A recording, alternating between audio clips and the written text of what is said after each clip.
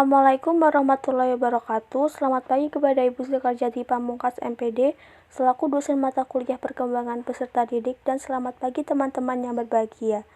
Pertama-tama, marilah kita panjatkan puji syukur kepada Allah Subhanahu wa taala karena telah memberikan rahmat, kesehatan, dan keselamatan sehingga kita dapat mengikuti kelas ini tanpa suatu halangan yang berarti. Adapun topik yang akan kami bahas adalah tugas-tugas perkembangan. Perkenalkan, nama saya Farah Ainur Rahmah yang akan bertugas sebagai moderator pada hari ini. Saya akan membimbing jalannya diskusi ini.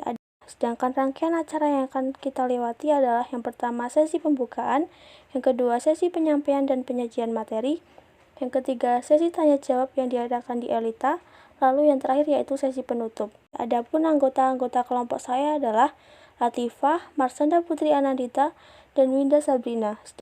Baik teman-teman, langsung saja kita mulai ke sesi yang pertama, yaitu pembukaan. Marilah kita mengucapkan basmalah bersama-sama. Bismillahirrahmanirrahim. Selanjutnya adalah penyampaian dan penyajian materi. Saya akan membacakan materi yang pertama, yaitu pengertian tugas perkembangan.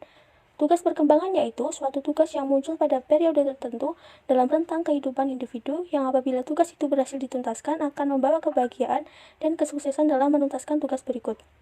Sementara apabila gagal, maka akan menyebabkan ketidakbahagiaan pada diri individu yang bersangkutan, menimbulkan penolakan masyarakat, dan kesulitan-kesulitan dalam menuntaskan tugas-tugas berikutnya. Selanjutnya akan disampaikan oleh Marsanda. Faktor tugas perkembangan. Faktor internal.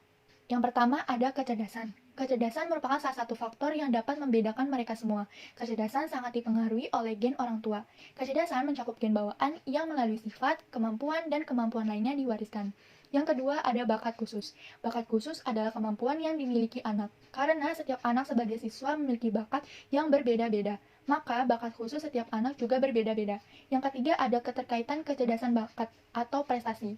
Bakat merupakan indikator yang memungkinkan seseorang mencapai keberhasilan dalam bidang tertentu. Mengoptimalkannya dengan membutuhkan pembinaan pelatihan, pengetahuan, pengalaman, dan insentif internal dan eksternal untuk mengembangkan bakat sepenuhnya.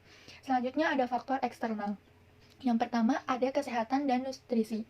Faktor eksternal yang mungkin bisa saja terjadi adalah keracunan makanan oleh ibu selama kehamilan, gangguan pada janin oleh paparan penyakit berbahaya, atau terjadinya kecelakaan yang secara tidak langsung mempengaruhi kehamilan dan pertumbuhan dan perkembangan janin. Artinya, asupan makanan selama kehamilan dan perawatan selama kehamilan berdampak besar pada pertumbuhan normal janin. Yang kedua ada peran keluarga. Keluarga memegang peranan yang sangat penting dan berpengaruh dalam membentuk karakter anggota keluarga. Keluarga juga memiliki fungsi ekonomi, pendidikan, biologis, pelindung, sosial, agama, dan hiburan. Yang ketiga ada faktor lingkungan. Sekolah sebagai salah satu faktor lingkungan yang menunjang perkembangan siswa. Faktor lingkungan eksternal juga mempengaruhi dan mendorong perkembangan kehidupan setiap orang. Sumber tugas perkembangan. Menurut Hafiq Hurs ada 4 sumber munculnya tugas perkembangan, yaitu yang pertama ada pertumbuhan fisik atau kematangan fisik, yang kedua kematangan pribadi terkait dengan pertumbuhan sistem nilai dan aspirasi. Sumber tugas perkembangan ini terkait dengan pertumbuhan sistem nilai dan aspirasi. Ketika beranjak remaja muncul harapan tentang karir, sehingga muncul tugas untuk mulai mempelajari pengetahuan dan keterampilan sebagai persiapan kerja. Yang ketiga ada tuntunan masyarakat secara kultural.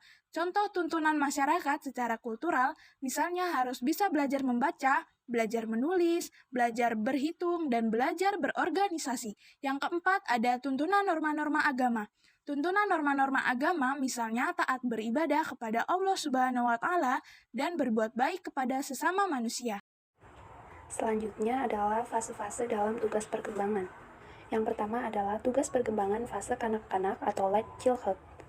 Pada tugas perkembangan, fase kanak-kanak sendiri dapat dibagi menjadi kedua bentuk fase, di antaranya fase kanak-kanak awal dan fase kanak-kanak akhir. Fase ini merupakan fase pijakan awal dalam mengenal sebuah lingkup hal yang masih bersifat dasar. Maksudnya, dalam fase ini, tugas perkembangan berisi tentang pengenalan-pengenalan dasar. Namun, secara garis besarnya, pada fase ini dimulai pada tahap perkembangan bayi hingga masa kanak-kanak akhir yang dapat dipengaruhi oleh segi biologis maupun lingkungan. Yang kedua adalah tugas perkembangan fase remaja atau adolescence. Fase remaja merupakan fase peralihan antara anak-anak menuju kedewasaan. Pada fase remaja, seorang individu memiliki banyak perubahan baik dari fisik, kognitif, maupun psikis. Selain itu, pada fase ini merupakan fase dalam proses pematangan dan pertumbuhan pada sistem reproduksi, baik organ yang mulai berfungsi maupun karakteristik seksual. Selanjutnya adalah tugas perkembangan dewasa sekitar umur 19-25 tahun atau early adulthood. Fase dewasa merupakan fase transisi dari masa remaja yang semula masih mencari jati diri, kemudian beralih menuju fase dewasa yang lebih menuntut rasa tanggung jawab.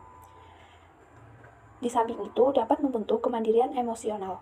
Fase tugas perkembangan ini merupakan titik penerima beban tanggung jawab yang lebih berat, serta hubungan intim pun mulai berlaku dan berkembang. Yang selanjutnya adalah tugas perkembangan setengah baya, sekitar umur 40-60 tahun. Sebagian orang mengatakan bahwa pada fase perkembangan middle age ini merupakan fase pubertas kedua, di mana mereka memiliki sifat emosional yang tinggi, bahkan ada yang bersolek dan jatuh cinta kembali. Pada fase ini, mereka mampu beradaptasi dengan perubahan psikis yang lazim pada fase setengah baya atau middle age. Mereka mampu bersikap dengan menyesuaikan kehidupan orang-orang yang berusia lanjut. Lalu yang terakhir adalah tugas perkembangan orang tua atau lansia, atau yang sering disebut dengan old age. Fase ini merupakan fase terakhir kehidupan manusia, atau dimulai dari fase umur 60 tahun sampai dengan akhir hayat. Pada fase ini, mereka bertindak layaknya kembali seperti anak kecil lagi. Mungkin saja sebagian besar dari mereka diakibatkan karena kegagalan dalam melalui fase sebelumnya.